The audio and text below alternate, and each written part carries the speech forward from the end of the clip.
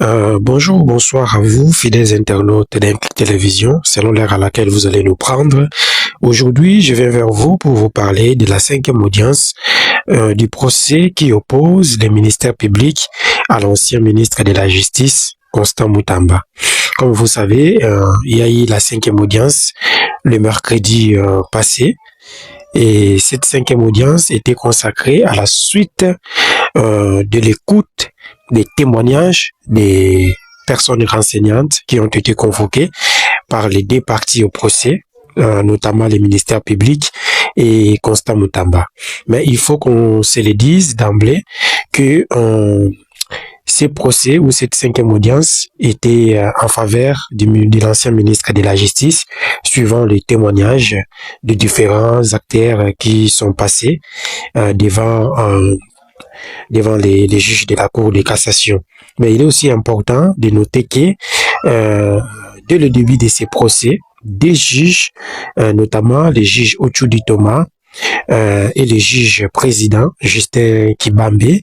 se sont déportés ou se sont retirés de ces procès pour faciliter le bon déroulement du procès, parce que je dois vous le rappeler que Constant Moutamba avait récusé ces deux juges pour partialité dans leur façon de traiter et de gérer ces dossiers. Et ils ont estimé qu'il était important qu'ils se retirent pour garantir aux prévenus que les dossiers vont se dérouler en toute impartialité et qu'ils n'ont pas des raisons à vouloir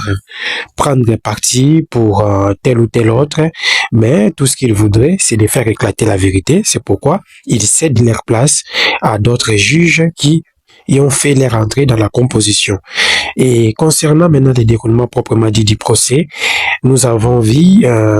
passer les chefs de la division provinciale de la justice à Chopo, qui est venu confirmer l'existence d'un site pour la construction de la prison à Chopo. Et selon ces chefs de la division, et que le site existe bel et bien, et qui se situe à 11 km de la ville de Kisangani. Il a confirmé d'avoir été conduit par l'ingénieur jusqu'au terrain qui a été désigné par les ministres pour abriter cette prison. Donc, par rapport à ces témoignages, les chefs de la division de la justice provinciale et de la justice plutôt à Chopo a élagué l'hypothèse soutenue par les ministères publics selon laquelle qu'il n'existerait aucun espace qui a été aménagé pour accueillir ces projets de construction de la prison. Donc, c'est à l'avantage du ministre Constant Moutamba. Autre chose, c'est le guichet unique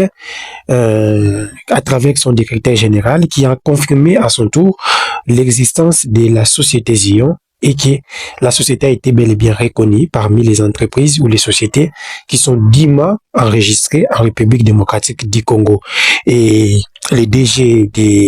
du guichet unique a également apporté la précision concernant les débats ou la polémique qui a été créée autour du Willy Moucheni.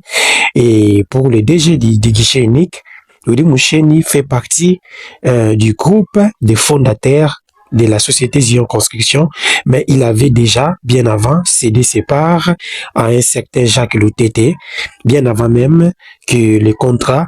soit signé avec le ministère de la Justice pour la construction d'une prison à Kisangani. De son côté, Rose Mutombo, qui est aussi une ancienne ministre de la Justice, qui a précédé Constant Moutamba, a confirmé qu'il existe bel et bien un compte Frivao où l'argent qui a été gagné dans le cadre du procès qui a opposé la RDC à l'Ouganda, le procès de la guerre des 6 jours, remporté par la République démocratique du Congo, après que le premier versement a été fait, un compte a été créé pour garder cet argent de Frivao ou de réparations payées par l'Ouganda. Eh bien, ce compte est géré par le ministère de la Justice, mais sur orientation du Conseil des ministres. Il y a également la convocation d'autres témoins. Ici, il y a des témoins qui ne se sont pas présentés, tels que les ministres des ITPR, Alexis Guizaro, le ministre des Sports Didier Boudimbu et Gilles Alinguete, l'ancien inspecteur en chef de l'IGF, parce que la défense du prévenu qui avait sollicité les passages ou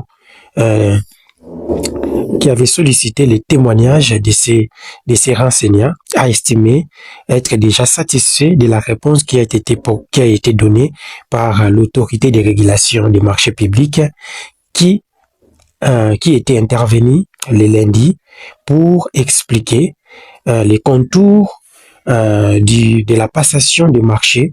de gré à gré entre les ministères de la justice et la société Zion. Et selon cet expert, et que cette passation des marchés a respecté en fait les règlements qui régissent en fait la passation des marchés publics en RDC. Donc c'était donc suffisant pour la défense de Moutamba comme élément ou pièce à conviction. Et il y a également l'absence de la première ministre qui ne va pas comparaître parce que la cour juge que par rapport à sa qualité de première ministre et pour des raisons d'État, donc la première ministre ne devra pas en fait comparaître, son témoignage ne sera donc pas